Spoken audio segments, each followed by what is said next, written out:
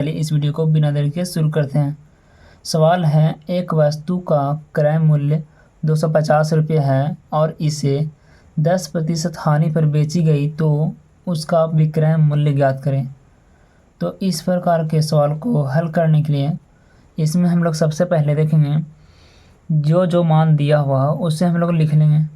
वस्तु का क्रय मूल्य बराबर क्या दिया हुआ है उसे लिख लेते हैं। क्रय मूल्य बराबर दिया हुआ है 250 रुपया, इसे लिख लेंगे। उसके बाद दिया हुआ है इसे 10% हानि पर बेची गई। हानि प्रतिशत बराबर दिया हुआ है, हानि प्रतिशत बराबर 10%, तो उसका विक्रय मूल्य ज्ञात करें। विक्रय मूल्य बराबर नहीं पता है तो हम लोग लिख देंगे यहाँ पर क्वेश्चन मार्क लिख देंगे। उसके बाद क्या करेंगे, अगर प्रतिशत में हानि प्रतिशत हो तो विक्रय मूल्य बराबर फार्मूला होता है, उसे हम लोग लिख लेते हैं। विक्रय मूल्य बराबर फार्मूला होता है क्रय मूल्य इंटू 1 माइनस प्रतिशत हानि बटे 100। इसे लिखने के बाद अब आगे बढ़ते हैं। इसमें हम लोग क्या करेंगे ना, इसमें मान बैठाएंगे। क्रय मूल्य का मान कितना है पता है, 250 रुपया है, तो लिख देंगे 250 रुपया इंटू 1 माइनस प्रतिशत हानि कितना है 10%, तो यहाँ पर लिख देंगे 10 और बट्टे में यहाँ पर क्या लिखा हुआ है 100, तो लिख देंगे 100। चलिए अब इसे हल करते हैं। 250 यहाँ पर क्या करेंगे, बट्टे के नीचे हम लोग 1 लिख सकते हैं क्योंकि यहाँ पर भिन्न का घटाव बन रहा।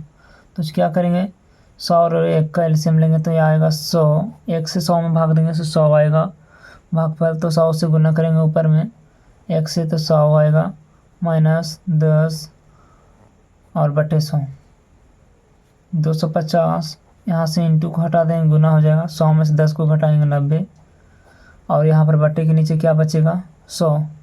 1 0 से 1 0 कैंसिल, यहाँ से 1 0 से 1 0 कैंसिल, यहाँ बचा 25 गुने 9। अगर हम लोग 25 को 9 से गुना करते हैं तो कितना प्राप्त होता है 225। सॉरी 225 नहीं आएगा, गुना कर लेते हैं। 25 को 9 से गुना कर लेते हैं। यहीं पर 25 को 9 से गुना कर लेते हैं। 5 9 45 के 5 हाथ में 4, 2 9 18 4 22 सही है, यानी कि 225 नहीं आ रहा था 225। ये हमारा हो गया आंसर। विक्रय मूल्य बराबर क्या हो जाएगा 225 रुपया, आंसर हो जाएगा। चलिए अगला सवाल को हल करते हैं।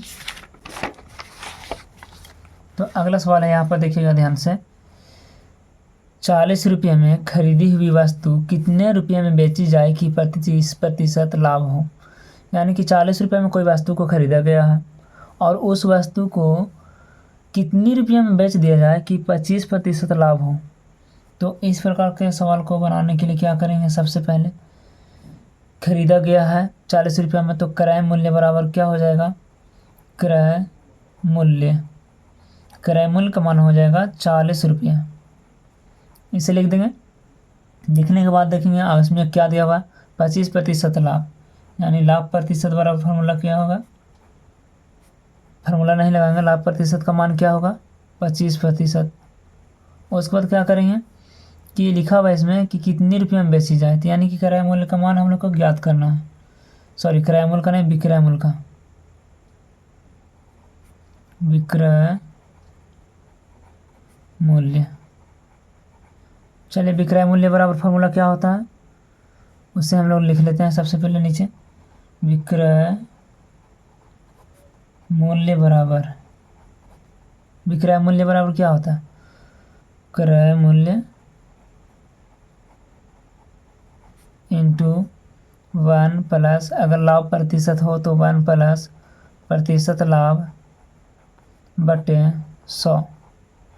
इसे लिखने के बाद क्रय मूल्य का मान कितना है 40, तो 40 लिख देंगे। उसके बाद 1 प्लस प्रतिशत लाभ कितना दिया हुआ है 25, तो यहाँ पर 25 लिख देंगे बटे 100।